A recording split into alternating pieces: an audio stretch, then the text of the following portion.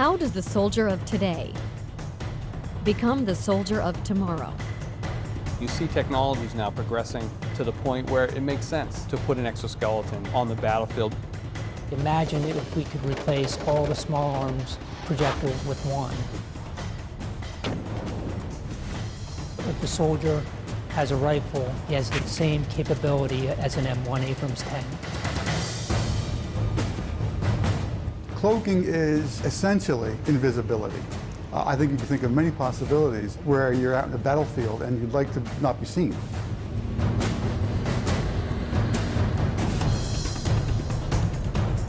Making warfighters and their gear lighter, stronger, and safer with more firepower.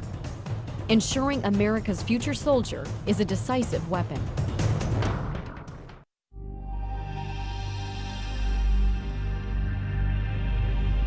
There are so many tasks within the Army that we ask soldiers to do every day that are heavy lift tasks, that are sustainment, that are long-term marches. And if we can provide something that makes what they do every day easier or allow them to do it for a longer period of time without physically getting exhausted, it helps them on the battlefield. Whether it's advanced sensors, whether it's running faster, to be able to carry a heavier load for a longer distance, a device that knows you, that can learn you, and if it needed to, it knows how you walk, so maybe it takes you back. There's so much potential, I think, when you provide a frame like that or some type of device for personal augmentation. One of the issues we've been looking at to distribute the load effectively or to help the soldiers carry load is the idea of the wearable robots or the exoskeletons. We looked at the full body exoskeleton as well as just strictly a lower body, where the lower body is just carrying the backpack load, and a full body has the ability to either do that or carry manual load carriage in the arms. At this point, the engineering has demonstrated that it can work. So the next question is, as physiologists and biomechanists come together with engineers, the question is how well will it work? If soldiers are expected to carry 120 pounds and walk at 3 miles an hour in the field, we're certainly going to evaluate it to that degree in the lab. And one of the things that we've gotten smarter with over the years is that you can't just take a novel piece of equipment and expect someone to wear it. So as we get smarter in our research protocols, we've been building in more and more learning time, familiarization. It's an interesting feedback that we get. Some of the soldiers felt like they were more used to carrying the backpack by itself without the device because that's what they're used to, whereas other volunteers felt like they'd rather feel the effects of the device than rather have to feel the effects of the load on their shoulders. We've tested 2 prior versions, and each time we're seeing incremental improvements in how well it works. Our long-range research plan is to be able to address things in a very isolated environment here in the lab, and then to grow that research out and start getting into the field more.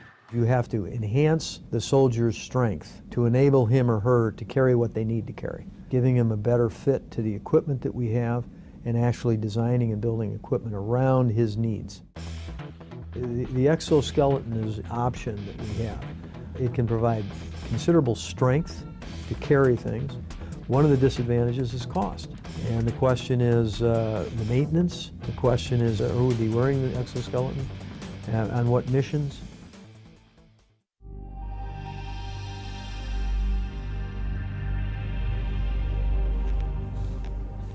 While soldiers need strength and endurance on the battlefield, there are times when they also need stealth. Camouflaged uniforms can help soldiers move undetected when the mission calls for it. In the future, a revolutionary new technology might even make the soldier invisible. If I were to make myself invisible to you, what I would do is I'd get a cloak. And the cloak would consist of a cylinder that I would put around me. What would happen is the light coming from the wall back there would hit the back of the cloak, come around, and then go right to you. So you would see basically right through me. With metamaterials and the new kinds of materials that we are developing, we are able to control light as never before. It's like a whole new ball game. You start with some sort of given material like silicon, let's say, or something like that, and then you embed it. You embed it with small nanoparticles or tiny gold rods or maybe even tiny slivers of semiconductors. Now, by making these metamaterials, we're able to control light in these new ways. All the textbook things you read about light are now wrong. We can do things that beyond all these limits. So what we have here is actual experimental data of a working cloak. This works at microwave frequencies. This region here is what you're cloaking? So this region inside is the cloak, what would be cloaked, and this out here is the cloaking material. This is a truly invisible device. It's not just transparent like a piece of glass, where you can see that there's a piece of glass there because it distorts the scene behind it. This actually perfectly reconstructs everything. The Duke Group did a very important experiment when they verified these ideas using microwaves, long waves. It proved that the concept of cloaking, the concept of metamaterials, the transformation that was used to make the light go around, it proved all those things were correct. But its limitation is that it was at one specific wavelength and not a visible wavelength. So there's 1,000 challenges in bringing that up to the visible. One of the most advanced concepts is the conformal cloak. And that's like a blanket. That's something that you could put around any object. Now the thing about a tank is it doesn't change shape too much. Turret moves and so forth, but there you know the shape, and then you could design a conformal cloak that fits right on the metal and render it invisible. Anything that fits around a person or an object, so a shirt, it could be the uniform, or it could be a blanket they put around themselves. I think the applications are widespread. It's just that we're not ready to build things like that yet. They're just years off. It's going to be a while before soldiers have cloaking devices, but that's the ultimate goal.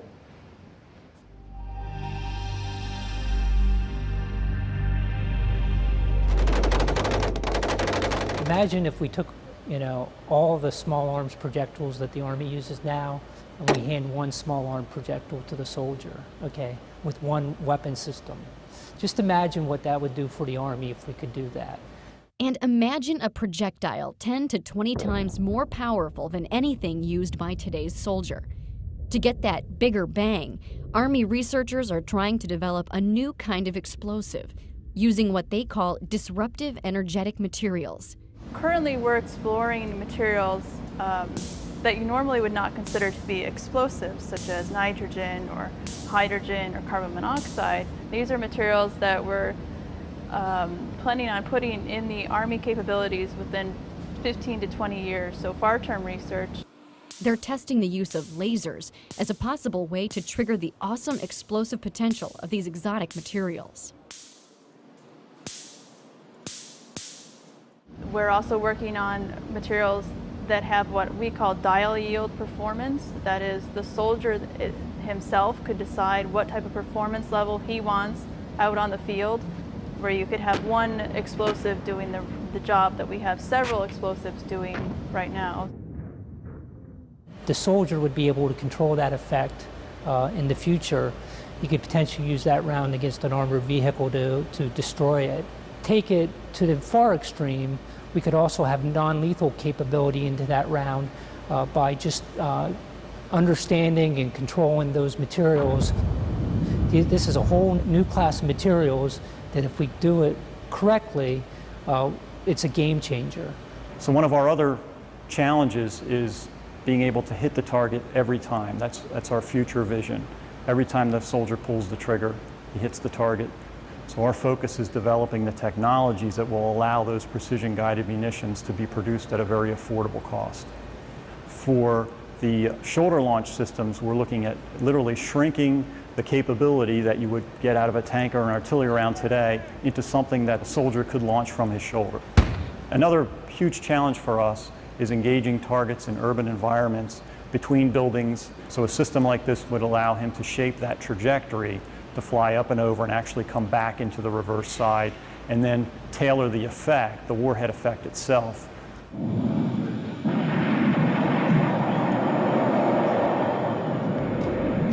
Full spectrum capability in the hands of the individual soldier. Tank-like lethality. So one round that would replace many, many rounds is where we see the future of lethality going.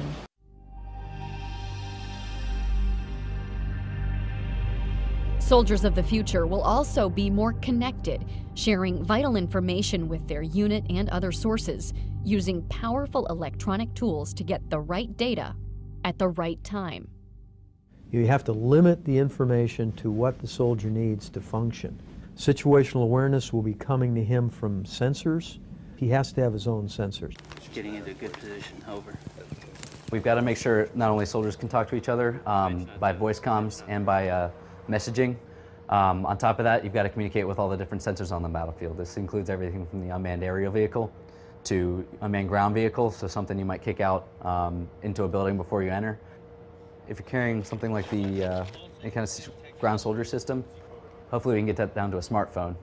Like when you want soldiers A and B to go to place C, like, you know, just go up to them and grab them and shove them over there. Well, that's the team leader's technique, right? When a platoon leader wants somebody to go somewhere, you can drive what's called a chem light on the screen. That tells them instantly where to go. So when a platoon leader wants two squads to maneuver, you know, kind of around building X and the other one to come up to the front of building X. So with the screen, hopefully you'll just be able to say, you here, you there. You give him the information that he needs in terms of where he has to go, who is with him, how, you know, what you should look out for on this road, what's the experience. You would be able to sense infrared, sense in the visible, have a receiver for your radar. You could put the optic, slide the optic off of your helmet, and the optic would tell you there is an unknown at 800 meters to your front, moving from left to right. So he could see the target, he could gain instant advantage in terms of situational awareness. He's got all the information he needs in a very compact form, either on his wrist, on an optic that comes across his face. Those are the kinds of things that would make his job much easier. For the most part, our target audience, it really is the individual soldier. That typically is, again, looking at developing the beginning stages of technology that is, for the most part, going to be used by the soldier on the ground. You can have applications that enable you to plan new routes in a more efficient manner. Ways in which you can display information coming from a forward operating base in a more efficient fashion. Or custom tailoring displays and custom tailoring technologies to the individual roles within a squad. So instead of everybody getting everything, then you have the right information in the hands of the right people at the right time. And all of that kind of builds together to make the soldier more efficient. As a result, we're looking at the brain and the body in the context of the mission. So we are really concerned with the soldier and their environment. And researchers are exploring the use of sensors to tap a soldier's brain power as a way to monitor and even improve their performance. These systems, by their nature, have to be located on the head, which means they have to be located under a helmet. When a soldier is subject to a blast or is subject to a ballistic event, a bullet that hits them in the head, well, those pieces of metal that would be inside of a helmet then become secondary projectiles. So any type of design that is dependent upon metallic sensors probably not going to be able to be deployed in helmet, in battlefield types of situations. So some of the things that we've been working on are foam-based sensors. So sensors that use conductive fabrics and conductive foams that can actually be part of the protective element of the system, and then they could actually be integrated with the foam padding of the helmet. It's critical for us to get the best sort of measurements that we can. So some of the sensor work that we're doing right now is really aimed at getting those measurement capabilities to a point where we can actually really use them in the real world as our soldiers are moving through urban operations, moving through cross-country terrain. And sometimes we can pull off signals from the brain that are that signify when when a person has, for example, identified a target and may not even be conscious that they have. The future soldier might even have the ability to control a computer device through a direct link to the brain, hands-free. One of the more straightforward applications that we can think of is how can we utilize brain signals to actually directly control our interactions with a computing system. The approach of brain-computer interaction technologies is to design systems that function naturally with the way in which soldiers' brains function, to effectively perceive and process information. when you actually do these types of brain-computer interaction interfaces, trying to take away the burden of manual interaction with the computer system, well, you know, it's actually quite effortful. So some of the things that we can do in the laboratory, obviously, they take some time. Army researchers are also focusing on new ways to keep the future soldiers' high-tech gear powered up and ready. You think about the soldier, you know, people are thinking about the soldier, what power requirements he has. You think about there's computing, there's communications, there's displays, and I think all those arenas there's potential for reduced energy demand. We're trying to get to a 5-volt battery. That would potentially extend the capability of the battery by roughly 30%. Translate to soldier, you know, roughly 1/3 less batteries he'd have to carry, or 3 times mission duration for the same battery. A lot of our stuff right now on a sort of standard soldier gets powered by its own battery bit, not all of it, not like all of the communications, for example. How do we go ahead and try to integrate all of those power sources, maybe into one common power source, or you know, do some kind of breakout of some powered by each individual battery and some powered by a central power source?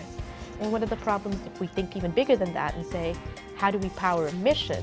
And how do we get a small combat unit or tactical small unit? How do you distribute power among that squad? And how do you distribute parts of a power generator or something among that squad? You're losing some individual capability. The Army is putting together a doctrine called operational energy. And part of the doctrine says, hey, I want to be able to use energy more efficiently, reduce reliance on, you know, fuel and recharging and battery resupply. So I want to be able to produce and use energy locally wherever possible. So, you know, this is where some of the alternatives come in. And then we're looking at some alternatives besides batteries. We're working here on fuel cells and some fuel cells that may be able to use a variety of different fuels. Even more sort of further out there might be developing wireless technology so that within a radius of, you know, whatever number of miles we need, everything in that radius will be powered without you having to do anything or carry anything.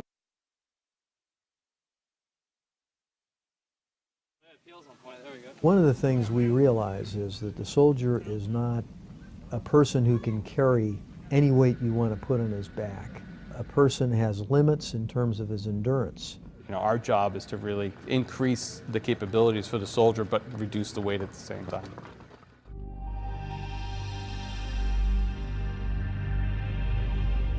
From the science and technology point of view, it's a total ground-up development effort at headgear design. Lighter, stronger, more integrated. We want a streamlined solution that commanders can up-armor or de-armor their soldiers depending on the mission. Lightweight materials that are not going to induce near or short-term injuries to the neck and back. Lighter materials for improved mission performance, and just the overall streamlined system. We're looking at the balance and the center of gravity of the helmet from the biomechanical point of view, and then to go along with that, we're taking a look at the weight of the helmet, obviously, to reduce soldiers' load. We're investigating some new heads-up display technologies, more particularly see-through heads-up display. You have that micro display, it's a solid piece of equipment, and it reduces your field of view. So we're looking at technologies that will help open up that field of view and give the soldier more peripheral vision. Soldiers are experiencing a lot of wounds to the face due to secondary blast over effects, whether it be glass, rocks. The different communities are looking for some sort of lower face protection that they can add on if they want to. If you want to be able to protect against every single threat that's out there, you're going to have a 10-pound helmet, which is not going to be good for the soldier. Not only for their situational awareness, but, you know, the short term, they're being able to accomplish their mission. Long term, possibly long-term disability or injuries. The idea is that we're always on the hunt for new materials that are going to give us a decisive advantage. The future helmet technology here we see largely in exploring new materials to address what we would consider new issues. Rifle protection, blast resistance. Historically, helmets have been designed for ballistic resistance. They have not been designed for blast. But as you know, it's an increasing concern, like what's the impact of blast on the soldier? And that's what we're exploring now, is how do we reduce the incoming impulse to the helmet and actually ultimately to the brain.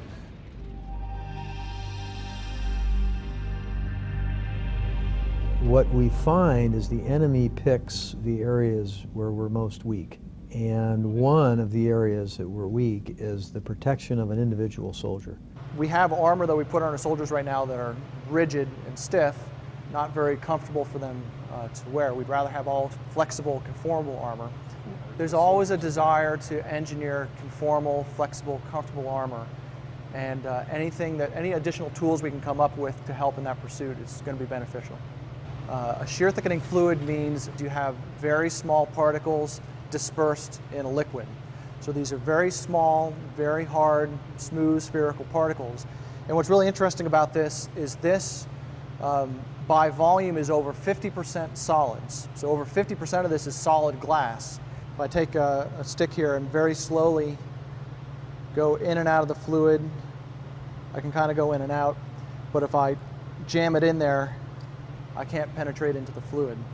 We saw this material, saw this as an opportunity to perhaps exploit it for military application.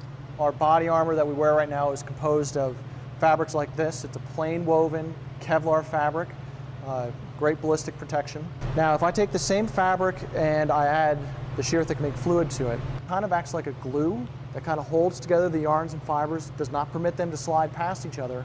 So when I engage it with the awl, its only option for getting through is to break Kevlar. It's not going to let things slide out of the way, and you're just not strong enough to break Kevlar by hand with a tool.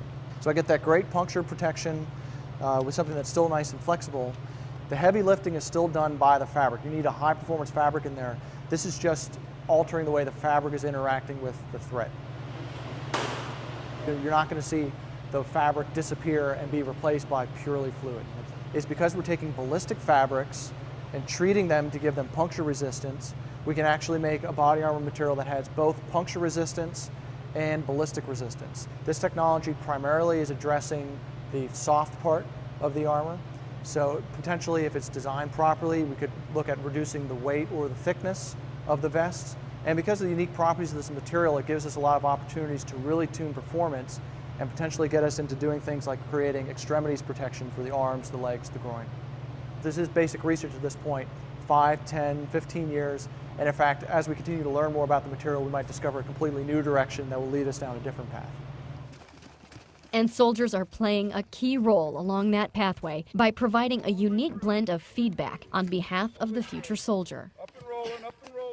An HRV is a human resource volunteer. We go and recruit these soldiers out of their schoolhouse, and we just tell them what we are about, tell them that they can come here and just be volunteers for certain programs that we have. Typical cycle, we can have anywhere from 25 to 33 volunteers, depending on how many studies are going on.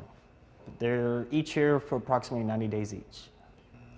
The first time we went in, they brought us to 5,000 feet, back down, and then they brought us up to 11,500 feet. And then we sat in there for a good half an hour just to see if everybody was okay with it, no one was getting sick or altitude sickness.